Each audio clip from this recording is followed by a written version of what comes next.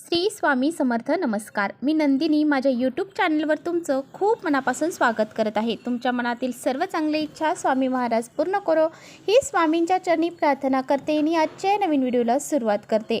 तर पहा, येत्या 26 ऑगस्टला म्हणजेच सोमवारी आलेली आहे कृष्ण जन्माष्टमी. या दिवशी श्रावण महिन्यातील चौथा श्रावणी सोमवार देखील आहे. दरवर्षी श्रावण महिन्यातील वद्य अष्टमी तिथीला गोकुळ अष्टमी आपण साजरी करत असतो. यावर्षी ही गोकुळाष्टमी उद्या म्हणजे सोमवारच्या दिवशी आलेली आहे. तर पहा, या कृष्ण जन्माष्टमीला कृष्णाचा उपवास धरत असतात आणि ह्या जन्माष्टमीचा उपवास धरून रात्री 12 वाजता त्यांचा जन्म झाल्याच्या नंतर उपवास हा सोडला जातो. तर पहा, जर तुमच्या आयुष्यामध्ये काही समस्या असतील तर तुम्ही या गोकुळ अष्टमीच्या दिवशी मोराचे काही उपाय हे घरामध्ये करू शकता. तर मोरपीस हे भगवान श्रीकृष्णांना अतिशय प्रिय आहे आणि ते नेहमी आपल्या डोक्यावरती परिधान करत असतात. आणि असे हे मोरपिसाचे उपाय जर आपण कृष्ण जन्माष्टमीला केले तर आपले सर्व बिघडलेली कामे ही मार्गी लागतात. आणि म्हणून आजच्या व्हिडिओमध्ये मी तुम्हाला अतिशय प्रभावशाली उपाय सांगणार आहे. आईने मुलांसाठी हा उपाय करायचा आहे. मोरपिसाचा हा उपाय अतिशय प्रभावी आहे. मुलांच्या आयुष्याचं कल्याण होईल आणि सर्व अडचणी दूर होतील. मुलांची भरभरून प्रगती होईल. असा हा अत्यंत प्रभावशाली उपाय कसा करायचा आहे याबद्दलची संपूर्ण माहिती आजच्या व्हिडिओमध्ये आपण जाणून घेणार आहोत. त्यामुळे तुम्ही कुठेही व्हिडिओ स्किप न करता शेवटपर्यंत नक्की बघा, जेणेकरून तुमच्यापर्यंत योग्य ती माहिती पोहोचेल. आपल्या चॅनलवर नवीन असाल तर चॅनलला सबस्क्राईब करा आणि असेच माहितीपूर्ण व्हिडिओ पाहण्यासाठी बेल आयकॉनलाही प्रेस करा, म्हणजे मी जेव्हा नवीन व्हिडिओ अपलोड करेन त्याचं नोटिफिकेशन सर्वात अगोदर तुम्हाला भेटेल आणि तुम्ही एकही व्हिडिओ मिस करणार नाही. त्याचबरोबर कमेंट्समध्ये जय श्री कृष्ण लिहायला देखील विसरू नका. तर पहा, भगवान श्रीकृष्णांना मोरपीस हे अतिशय प्रिय आहे. त्यांच्या डोक्यावरती नेहमी मोरपीस हा लावलेला असायचा आणि जेव्हा आपण आपल्या घरामध्ये कृष्ण जन्माष्टमी साजरी करतो त्यावेळेस मोरपीस हे ठेवले जातात. ज्याप्रमाणे भगवान श्रीकृष्णांना तुळशीपत्र प्रिय आहे त्याचप्रमाणे त्यांना हे मोरपीस जे आहे ते देखील प्रिय आहे. तर कृष्ण जन्माष्टमीच्या दिवशी जे कृष्ण तत्व आहे तर ते 1000 पटीने पृथ्वी तलावरती जागृत अवस्थेमध्ये असतात. आणि मोरपिसाबद्दल जर आपण ह्या कृष्ण जन्माष्टमीला काही उपाय केले तर त्या उत्तम फळ हे आपल्याला प्राप्त होते आणि ते लवकरात लवकर प्राप्त होते. या दिवशी श्रावणी सोमवार देखील आहे, त्यामुळे आपल्याला हरी आणि हर या दोघांची पूजा देखील करायची आहे. तर पहा, जो तुम्हाला मी उपाय सांगणार आहे तर तो तुम्हाला सकाळपासून ते संध्याकाळपर्यंत जेव्हा वेळ भेटेल तेव्हा तुम्हाला करायचा आहे. तर उद्या रात्री 12 पर्यंत हा उपाय तुम्ही जरी केला तरी सुद्धा चालेल. तर पहा, हा उपाय तुमच्या घरामध्ये अगदी लहानातील लहान मुलं असू द्या किंवा मग मोठ्यातील मोठे म्हणजे लग्न झालेली डिग्री धारण केलेली जरी मुलं असली, मुलं मुली दोघांसाठी सुद्धा तुम्हाला हा उपाय करायचा आहे. हा उपाय जो आहे तर तो वर्षातून एकदाच करता येणारा उपाय आहे. म्हणजे हा फक्त गोकुळाष्टमीलाच आपल्याला करता येणार आहे. ज्या घरातील आई आपल्या मुलांसाठी हा जो उपाय आहे तर तो गोकुळ अष्टमीला करते त्या घराच्या मुलांची प्रगती होण्यापासून कुणीही थांबू शकत नाही. मुलांची प्रत्येक क्षेत्रामध्ये प्रगती ही होत असते.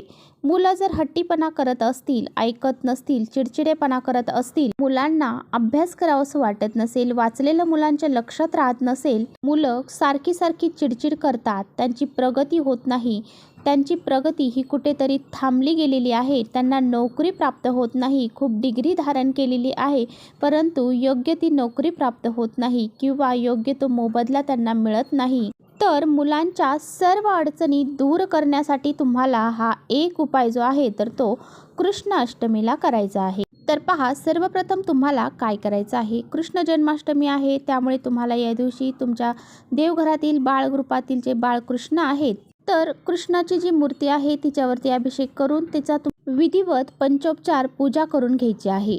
यानंतर तुम्हाला हा उपाय जो आहे तो दिवसभरामध्ये जेव्हा वेळ भेटेल तेव्हा तुम्हाला करायचा आहे. तर तुम्हाला यासाठी एक पुष्ट घ्यायचं आहे. वहीचं पुष्ट घेऊ शकता किंवा मग तुम्ही साधारण गत्ता घेतला तरी चालेल. आणि या पुष्ट्यावरती तुम्हाला 2 किंवा 3 मोरपीस ज्या आहेत तर ते स्टिक करायचे आहे, म्हणजे ग्लूने चिकटवायचे आहेत. आणि यानंतर हे जे मोरपीस लावलेला पुष्टा आहे या पुष्ट्याने तुम्हाला मुलांना हवा घालायची आहे. जेवढी हवा तुम्हाला या दिवशी मुलांना घालता येईल तेवढी तुम्हाला घालायची आहे. आणि हा उपाय मुलांनी स्वतःसाठी केला तरी सुद्धा चालेल. मुलांच्या हातामध्ये देऊन त्यांनी स्वतः हवा घेतली तरी सुद्धा चालेल, किंवा मग लहान मुलं असतील तर तुम्ही स्वतः त्यांना ही हवा द्यायची आहे. तर पहा, अशी हवा जेव्हा तुम्ही घेता तेव्हा तुम्हाला लागलेले जे नजरदोष आहेत, मुलांना लागलेले जे नजरदोष आहेत, तर ते दूर होऊन जातात.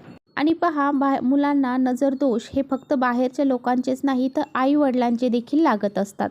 मुलांची जी काही नकारात्मकता आहे, करणी बाधा असेल किंवा कोणतीही बाधा त्यांना झालेली असेल, वाईट शक्ती असेल, ही सर्व नष्ट होऊन जाते. आणि नकारात्मकता आणि वाईट शक्ती दूर करण्यासाठी, नजरदोष दूर करण्यासाठी हे मोरपीस जे आहे तर ते अतिशय प्रभावशाली मानले जातात. जेव्हा मुलांना या मोरपीसने आपण हवा देतो तर मुलांमध्ये असणारी वाईट शक्ती, नकारात्मकता, त्याचबरोबर करणीबाधा यासारख्या गोष्टी निघून जातात आणि मुलांचे नजरदोष आणि सर्व गोष्टी ज्या आहेत तर त्या दूर होऊन त्यांची प्रगती ही होत असते. तर पहा, जर तुम्हाला असं पुष्ट्याने हवा घालणं शक्य नसेल तर तुम्हाला एक काम करायचं आहे.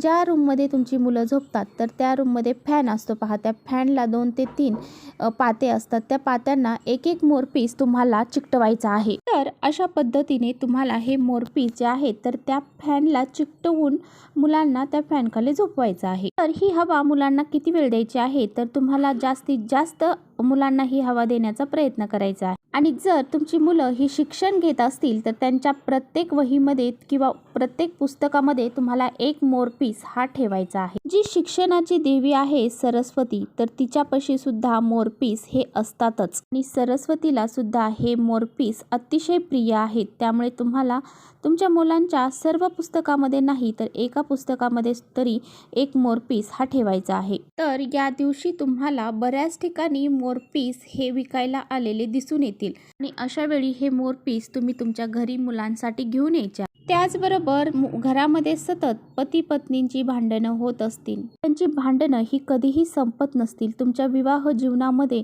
कोणत्याही प्रकारची समस्या असेल आणि ही समस्या दूर करण्यासाठी, आणि पहा तुमची सारखी किरकिर होत आहे, कटकट होत आहे, तर तुम्हाला या कृष्ण जन्माष्टमीच्या दिवशी तर तुम्हाला तुमच्या बेडरूममध्ये तुमचं ज्या साईडला डोके करून झोपतात तर त्या डोक्याच्या साईडला तुम्हाला 2 मोरपीस एकत्र ठेवायचे आहेत. तर यामुळे काय होते की तुमचे जे काही भांडणतंडे असतील तर ते दूर होतात, तुमचे नातेसंबंधामध्ये एकोपा येतो, प्रेम निर्माण होते आणि हे तुम्हाला मोराचे जे पंख आहेत तर ते पूर्व किंवा उत्तर दिशेला लावायचे आहेत. त्याचबरोबर तुमच्या घरामध्ये जर वास्तुदोष असतील, बऱ्याच वेळा आपल्या घरामध्ये वास्तुदोष निर्माण होत असतात, अशा वेळी आपल्या घरामध्ये पैसा टिकत नाही, पैशाच्या भरपूर अडचणी येतात, सारखं आजारपण घरामध्ये निर्माण होतं, नेहमी घरामध्ये भांडणे, कटकटी, वाईट स्वप्न पडणे यासारख्या गोष्टी घडत असतील तर अशा वेळी तुम्हाला मोराचे पीस हे तुमच्या घरी आणायचे आहेत आणि हे गोकुळ अष्टमीच्या दिवशीच तुम्हाला करायचं आहे.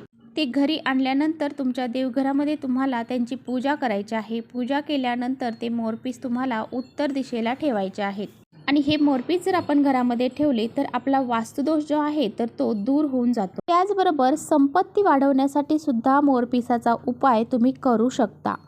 तर आपल्या घरामध्ये बऱ्याच वेळा पैसा येतो, परंतु हा पैसा घरामध्ये टिकून राहत नाही, लक्ष्मी आपल्या घरामध्ये स्थिर राहत नाही आणि माता लक्ष्मी ही चंचल असल्यामुळे तिला स्थिर करण्यासाठी आपल्याला काही उपाय देखील करायचे असतात. आणि म्हणून जर तुमच्या हातातून पैसा हा कोणत्या ना कोणत्या मार्गाने घरातून बाहेर निघून जात असेल, घरामध्ये टिकत नसेल, संपत्तीमध्ये वाढ होत नसेल, कुटुंबाची प्रगती होत नसेल किंवा तुमचा एखादा व्यवसाय आहे त्या व्यवसायामध्ये सुद्धा तुमची प्रगती होत नसेल, घरामध्ये पैसे येण्याचे सर्व मार्ग हे बंद झालेले असतील, खूप कष्ट मेहनत केलेली आहे तरी सुद्धा तुम्हाला योग्य मोबदला, कष्टाचं फळ तुम्हाला मिळत नसेल, तर तुम्हाला कृष्ण जन्माष्टमीच्या दिवशी कृष्णांची पूजा करताना कृष्णांच्या मूर्तीमागे 5 मोरपीस तुम्हाला ठेवायचे आहेत. श्रीकृष्णासह त्या 5 मोरपीसांची देखील तुम्हाला पूजा ही करायची आहे. त्यानंतर त्यांना 21 दिवस तुमच्या देवघरामध्येच तुम्हाला ठेवायचे आहेत. 21 दिवस तुम्ही त्यांची पूजा केल्यानंतर 21व्या दिवशी तुम्हाला ते 5 मोरपीस जे आहेत तर ते तुम्हाला त्या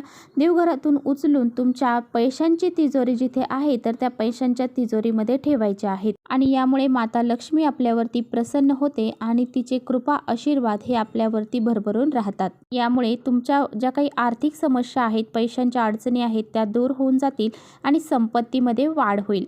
तर चला इथेच थांबवते माझा व्हिडिओ तुम्हाला थोडा जरी आवडला असेल तर नक्की लाईक करा। चॅनलवर नवीन असाल तर चॅनलला सबस्क्राईब करा। परत भेटूया अशाच छानशा व्हिडिओसोबत। तोपर्यंत श्री स्वामी